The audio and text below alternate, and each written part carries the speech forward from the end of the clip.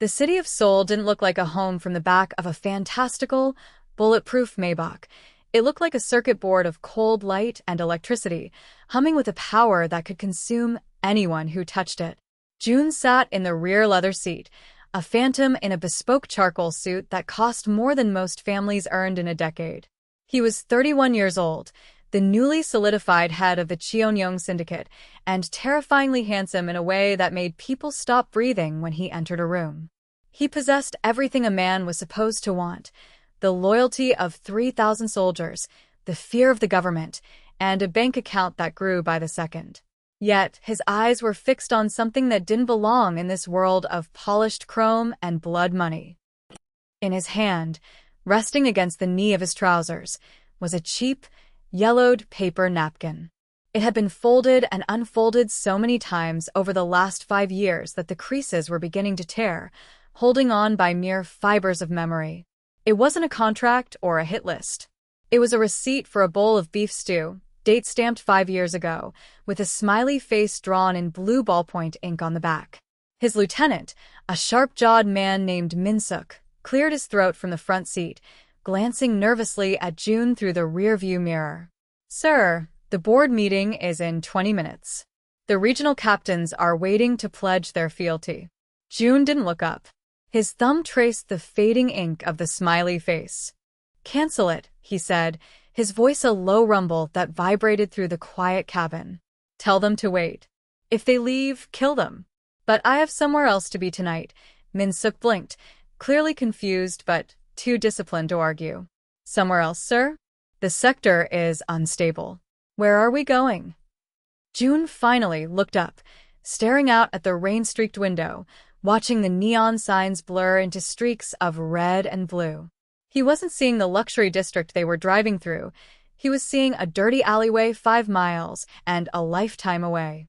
"Take me to the old district," June commanded, tucking the napkin into his breast pocket over his heart. "Take me to Esme's kitchen. It's time to pay the bill." The memory hit him harder than the rain that had been falling that night 5 years ago. He hadn't been the dragon of Seoul then. He had been garbage. He had been 26, a mid-level enforcer who had made the fatal mistake of showing mercy to a rival's child during a raid. The syndicate hadn't just fired him, they had dismantled him. They had broken 3 of his ribs, fractured his orbital bone, and stripped him of his coat, his wallet, and his dignity, dumping him in the labyrinth of alleyways behind the commercial district to die of exposure or shame. He remembered the taste of mud and iron in his mouth, the freezing water soaking into his torn shirt, and the certainty that he was going to expire next to a dumpster filled with rotting cabbage. He had dragged himself toward a sliver of warmth, a yellow light spilling out from the back door of a small, struggling diner. He collapsed against the brick wall, his vision tunneling, waiting for the end. That was when the door opened. He flinched, expecting a boot to the ribs or a final bullet. Instead, he heard a gasp, followed by the soft scuff of sneakers on wet pavement. "Oh my God," a voice said. It wasn't Korean. It was accented, warm, and frantic. Through his one swollen eye, he saw her. She was a vision of contrast against the gray misery of the alley, a beautiful African woman, no older than 25, wearing a pristine white shirt and a bright red vest that looked like a heartbeat in the dark. She didn't scream for the police. She didn't recoil in disgust at the blood matting his hair. Esme dropped the trash bag she was holding and knelt directly in the mud beside him. "Hey, look at me," she urged, her hands hovering over his injuries, afraid to cause more pain. "Can you hear me?" "You're freezing," June tried to growl, tried to tell her he was dangerous, that touching him was a death sentence, but all that came out was a ragged cough. She didn't listen to his weakness. She hooked her arms under his shoulders, surprisingly strong for her slender frame. "Come on," she whispered, straining as she pulled him up. "I'm not leaving you out here like trash. Come on, soldier. Up you go." The diner was closed, the chairs already stacked upside down on the tables like a forest of wooden legs.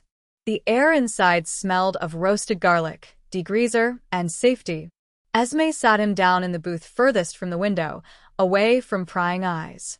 She moved with a rhythmic efficiency, bringing a first aid kit and a basin of warm water before she even asked for his name. June sat there, shivering uncontrollably, watching her. She was undeniably beautiful, with skin that glowed under the warm pendant lights and braids pulled back into a practical bun, but it was her eyes that disarmed him. They held a deep, ancient kind of empathy that terrified him more than a knife. "This is going to sting," she said softly, dabbing an antiseptic cloth against a cut on his cheekbone. He hissed, his hand instinctively shooting out to grab her wrist. It was a threatening reflex, a soldier's instinct. Esme didn't pull away. She just looked at his hand gripping her wrist, then up at his eyes. "I know," she said, her voice steady. "The world has been unkind to you today. But in here, you're just a guest." June slowly released her, his breathing ragged. "Why?" he rasped, his voice sounding like broken glass. "I have no money. I'm nobody now." She didn't answer immediately. She finished cleaning his wounds and then vanished into the kitchen. Minutes later, she returned with a steaming bowl of spicy beef stew and a mound of white rice. She placed it in front of him with a plastic spoon. "Eat," she commanded gently. "When my father died, he told me that nobody makes good decisions on an empty stomach." June ate like a starving animal, the heat of the broth bringing feeling back to his numb limbs. When he was finished, he looked at her. She was wiping the counter, humming to herself, acting as if harboring a beaten gangster was a normal Tuesday. He stood up, swaying slightly. "I have to go," he said. "If they find me here, they burn this place." Esme walked him to the back door. The rain had stopped. He turned to her, grabbing a napkin from the dispenser and clutching it. "I don't have anything to give you," he said, the shame burning his throat. "But I'm going to take this city back. And when I do, when I have everything," he looked her dead in the eye, making the only vow that mattered. "I'll come back. I'll marry you when I'm rich. That's a promise." 5 years was a long time to live on a promise that felt like a hallucination. For Esme, the years had been a slow, grinding war against gravity. The diner, Esme's kitchen, was her father's legacy, but legacy didn't pay the rising rent or bribe the health inspectors who suddenly found imaginary violations. She sat behind the counter, staring at the empty tables. The red vest she wore was the same one from that night, though the fabric was thinning at the elbows and the color had faded after hundreds of washes. It was a Tuesday night, raining again, and she had served 3 customers all day. The ledger in front of her was a sea of red ink. "You have to sell, Esme," Chloe said, leaning against the doorframe. Chloe was her best friend, a pragmatic woman who worked at the pharmacy across the street and viewed hope as a dangerous drug. "The developers are offering a buyout. It's barely enough to cover your debts, but it's an exit. If you wait, the Northern Syndicate is just going to take it." Esme closed the ledger with a heavy thud. "I can't, Chloe. This is my home," Chloe sighed, walking over to put a hand on Esme's shoulder. "He's not coming back, you know. The guy from the alley? It's been 5 years, yes. He was probably high or concussed. Men say whatever they need to say to survive the night. You're waiting for a ghost." Esme looked out the window at the slick black asphalt. She kept the memory of him tucked away in the back of her mind, the intensity of his eyes, the way his hand had trembled when he made that ridiculous, theatrical promise. "I'll marry you when I'm rich." It was absurd. It was a line from a bad movie. But it was also the only time in 5 years she had felt seen by someone who understood what it meant to be broken. "I'm not waiting for him," Esme lied, her voice quiet. "I'm just not ready to let go of what I built." But as she spoke, the bell above the door chimed, not with a customer, but with the heavy, aggressive entrance of 3 men wearing leather jackets with the insignia of the Northern Syndicate. The air in the diner instantly turned cold.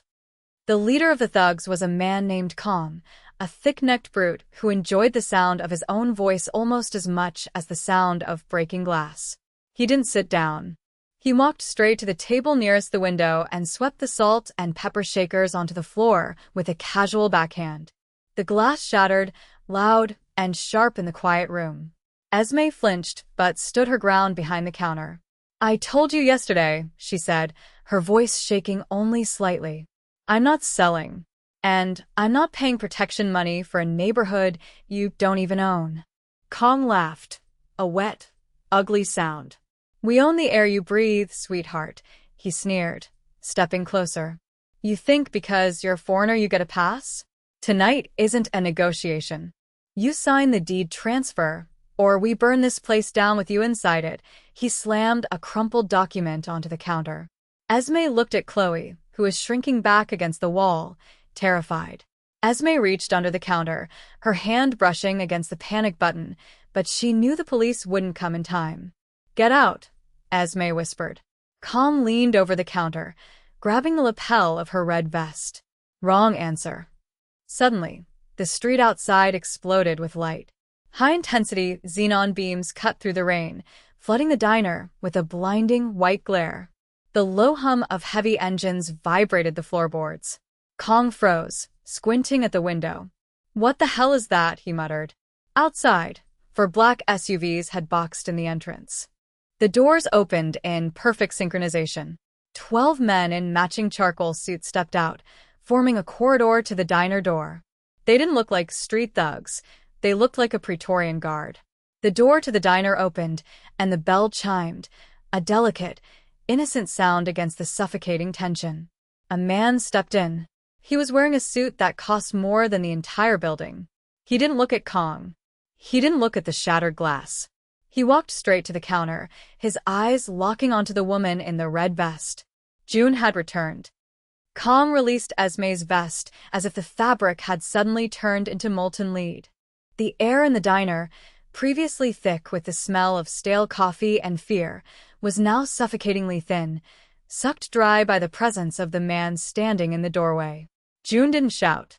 He didn't puff out his chest or posture like the street thugs who were currently freezing in their tracks. He simply walked forward, his footsteps heavy and deliberate on the linoleum floor, the sound of a judge's gavel striking the wood. He stopped 3 feet from Kong, his hands loosely clasped behind his back, his expression unreadable, carved from marble. You have 3 seconds to remove your hand from her space, June said, his voice a low, terrifying baritone that didn't just reach the ears, but vibrated in the ribcage. 1. Kong blinked, his bravado crumbling like wet chalk. He knew this face. Everyone in the underworld knew this face. This was the Dragon of Soul, the man who had unified the fracturing clans in a single night of negotiation and bloodshed. Mr. Kwan, Kong stammered, stepping back so quickly he tripped over his own feet, crashing into a table. We didn't know. This is your territory? We didn't know. June ignored him entirely, his gaze shifting past the thugs to Esme. He looked at the red vest, the fear in her eyes, and the way her hands were trembling. A flicker of pure, unadulterated rage passed through his eyes, not at her, but at the world that dared to threaten the only person who had ever shown him kindness without a price tag. Min-suk, June said softly, not looking back at the door. Min-suk materialized from the rain, followed by 4 other men who moved with the silent lethality of shadows. Escort these gentlemen out, June commanded, his eyes still locked on Esme. Explain to them the new borders of the district. Make sure the lesson sticks. As Kong and his men were dragged out into the rainy night, protesting, begging, then silenced by the heavy thud of car doors, June finally moved closer to the counter. The violence outside was business. What happened inside was personal. He reached into his pocket, pulling out a pristine white handkerchief. He reached across the counter, not to grab her, but to gently wipe a speck of dust from her shoulder where Kong had touched her.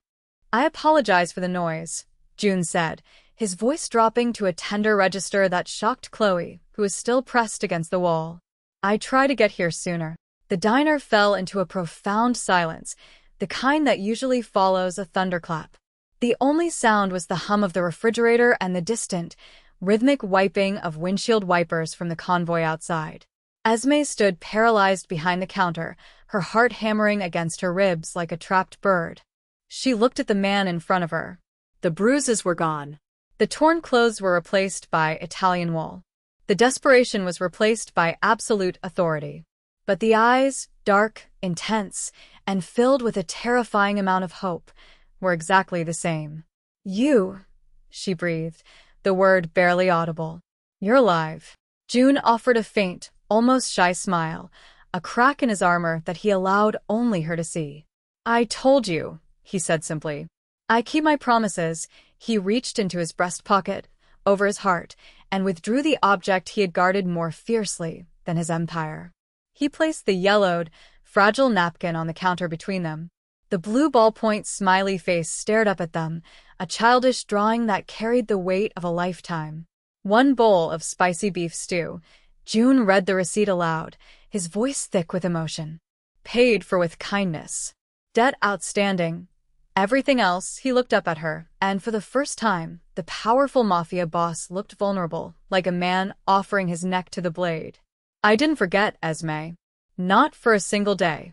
The cold nights, the wars, the empty boardrooms. This napkin was the only thing that felt real. Esme slowly reached out, her fingers trembling as she touched the paper. It was warm from his body heat. Tears pricked her eyes, hot and sudden. You came back, she whispered, as if she still couldn't process the reality of it. You actually came back. June reached across the counter, his hand hovering for a moment before covering hers. His skin was rough, calloused from years of fighting, but his touch was agonizingly gentle. I told you I'd marry you when I was rich, he said, the words heavy with intent. I have the money now. I have the power. But none of it means anything if you're still terrified in a diner that's falling apart. I didn't come back to buy you, Esme. I came back to ask if you'd let me serve you for a change. Chloe, watching from the corner, finally exhaled, her cynicism shattering in the face of a devotion that defied all logic. Leaving the diner felt like stepping out of a black-and-white film into Technicolor. The rain had slowed to a drizzle, fracturing the city lights into diamonds on the asphalt. June didn't let his men open the car door for her. He did it himself, shielding her head with his hand as she slid into the leather interior of the Maybach. It smelled of cedar and expensive cologne, a stark contrast to the grease and bleach scent she had lived in for 5 years. As the convoy began to move, gliding silently through the streets, Esme felt a wave of vertigo. Where are we going? She asked, looking at June. He was sitting close to her, his posture relaxed for the first time in years. Home, June said, and then corrected himself. Well, my house. It doesn't become a home until you're there. He took her hand, interlacing their fingers. The contact sent a jolt of electricity through him, grounding him. I know this is overwhelming, he continued, his thumbs stroking her knuckles. I know I'm a stranger with a familiar face, but I want to show you who I became. And I want you to know why I became him. He turned to face her fully, ignoring the passing cityscape. Do you remember what you said to me that night? When you cleaned the blood off my face. Esme shook her head, mesmerized by the intensity of his gaze. I said a lot of things. Mostly trying to keep you awake, June smiled. You said, you're worth saving. No one had ever told me that. My father sold me to the syndicate when I was 12. The bosses used me as a weapon. You were the first person to see a human being. He raised her hand to his lips, kissing her knuckles with a reverence reserved for religious artifacts. I spent 5 years building a fortress, so that no one could ever hurt you. I bought the block your diner is on this morning. Not to tear it down, he assured her quickly, seeing her eyes widen. To protect it. It's yours. Forever. No rente, no landlords, no tugs. It's a monument to the night my life actually started. The penthouse overlooked the entire city of Seoul, a glass box in the sky that felt separated from the gritty reality below. But June didn't bring her there to impress her with the view. He led her to a wide oak table covered in blueprints and documents. He wasn't just a gangster. He was a builder. Look, he said, pointing to the plans. This is the foundation we're starting next month. An orphanage and a vocational school in the old district. Free meals, safe beds. He looked at her, seeking her approval more desperately than he had ever sought a business deal. I have blood on my hands, Esme. I can't wash it off. But I can use these hands to build something that protects people like us, people who were thrown away. Esme traced the lines on the blueprint. She saw the vision. It wasn't just guilt money, it was systemic change. She looked up at him, seeing the boy from the alley hidden inside the suit of a king. "You did this?" she asked. "Because of a bowl of stew?" June shook his head, stepping closer, closing the distance between them until they were sharing the same breath. "Because of the woman who gave it to me," he reached up, cupping her face in his hands. The air in the room grew heavy, charged with 5 years of waiting. "I don't want to just be your savior, Esme. That's a temporary job. I want to be your partner. I want to wake up every day and try to be the man you saw in the alley." He leaned in, his eyes searching hers for permission. When she didn't pull away, but instead leaned into his touch, he kissed her. It wasn't a demanding kiss or a hungry one. It was soft, slow, and devastatingly tender. It tasted of rain and relief. It was a seal on a promise made in the dark, finally brought into the light. For Esme, the fear of the last few years evaporated, replaced by the terrifying, wonderful realization that she was loved, not for what she could give, but for who she was. "I'm not easy to live with," she whispered against his lips, laughing through tears. I'm stubborn. "And I'm keeping my job," June laughed, a genuine, deep sound that filled the empty penthouse. "I'm counting on it. The food at home has been terrible." 10 months later, the sign above the diner had been repainted, the neon crisp and bright. Esme's kitchen inside. The lunch rush was chaotic, loud, and joyful. But in the back booth, the one permanently reserved with a small brass plaque, sat a man in a charcoal suit, feeding a spoonful of mashed potatoes to a toddler who was giggling uncontrollably. June looked different. The hard lines of stress around his eyes had softened. He wasn't just the dragon of soul anymore. He was a husband. Esme walked out of the kitchen, wiping her hands on her apron, her wedding band catching the light. She didn't wear the red vest anymore. She wore a dress of her own choosing, though she still insisted on working the floor. She slid into the booth next to him, leaning her head on his shoulder. "He refuses to eat the carrots," June reported seriously, as if discussing a tactical failure. "He takes after his father," Esme teased, kissing June's cheek. On the wall above their booth, framed in museum-quality glass, hung a cheap, yellowed napkin with a blue, smiley face. It was the most valuable thing in a room that now hosted politicians and CEOs who came to pay respects to the couple that ran the city's largest charitable foundation. They didn't just donate money. They changed laws, protected the vulnerable, and turned the underworld into a machine for the community. The camera lingers on that framed napkin, then slowly pulls back, out through the window, rising above the rain-slicked streets of Seoul. The city is still cold, still hard, but there are pockets of warmth now, spreading like lanterns in the dark. It reminds us that power isn't just about what you can take, it's about what you can give. We often think that love is about grand gestures and diamond rings, but sometimes the entire trajectory of a life is changed by a single bowl of soup and the courage to care for a stranger. What small act of kindness are you withholding that could change someone's world? The story of June and Esme isn't just a romance. It's a challenge. Go out. Be the person who stops in the alley. You never know who you might be saving.